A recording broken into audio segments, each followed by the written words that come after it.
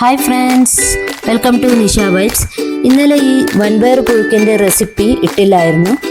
അത് ആ കറിയുടെ റെസിപ്പി എന്താണെന്ന് നോക്കാം. വീഡിയോയിലോട്ടേക്ക് പോകാം.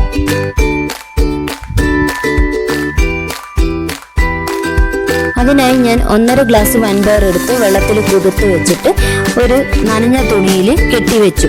രണ്ട് ദിവസമായ നല്ലപോലെ മുള വന്നിട്ടുണ്ട്. എല്ലാ പയറും നല്ല മുളച്ച് വന്നിട്ടുണ്ട്. ഇനി ഇത് എടുത്തിട്ട് നമുക്ക് കറി ഉണ്ടാക്കാം. ഇനി ഇതൊക്കെ ഒരു കുക്കറിലോട്ടേക്ക് ഇട്ടിട്ട് അതിൻ്റെ കൂടെ ചേന, ചേമ്പ്, പച്ചക്കായി ഇവയെല്ലാം ചേർത്ത് വെള്ളവും ഒഴിച്ചിട്ട് വേവിച്ചെടുക്കാം. മുളപ്പിച്ച പയറാകുമ്പോൾ കറികൾക്ക് ഭയങ്കര ടേസ്റ്റ് കൂടിയായിരിക്കുക. ഇനി ആവശ്യത്തിനുള്ള പൊടികളൊക്കെ നമുക്ക് ചേർക്കാം.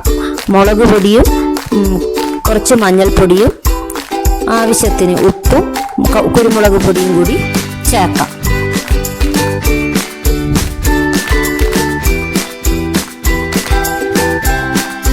ഇതിൽ തന്നെ വെളിച്ചെണ്ണ കൂടി ഒഴിക്കുമ്പോൾ നല്ലൊരു മണവും ടേസ്റ്റും കൂടിയാണ്.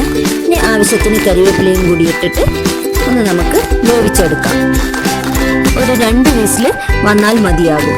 അപ്പോഴത്തേക്കും നമുക്ക് അരപ്പ് തയ്യാറാക്കി എടുക്കാം. തേങ്ങയുടെ കൂടെ ഞാൻ ചേർത്തിരിക്കുന്നത് ചെറിയ ഉള്ളിയും ജീരകവും വെളുത്തുള്ളിയും കൂടിയാണ്.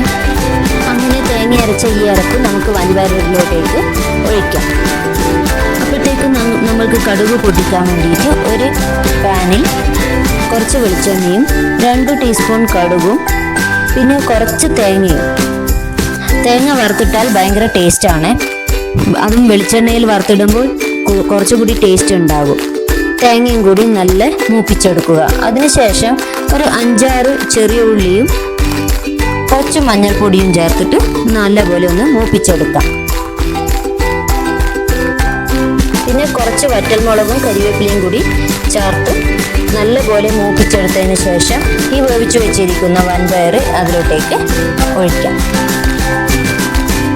വളരെ പെട്ടെന്ന് തയ്യാറാക്കാൻ പറ്റുന്ന ഏറ്റവും എളുപ്പത്തിലുള്ള കറിയാണ്. അതുപോലെ തന്നെ ഭയങ്കര ടേസ്റ്റിയും ഹെൽത്തിയുമായിട്ടുള്ള കറിയാണ്. എല്ലാവരും ഈ കറി ഒന്ന് ട്രൈ ചെയ്ത് നോക്കണേ. എൻ്റെ ഈ റെസിപ്പി ഇഷ്ടപ്പെടുകയാണെങ്കിൽ ലൈക്ക് ചെയ്യാനും ഷെയർ ചെയ്യാനും സബ്സ്ക്രൈബ് ചെയ്യാനും മറക്കരുതേ.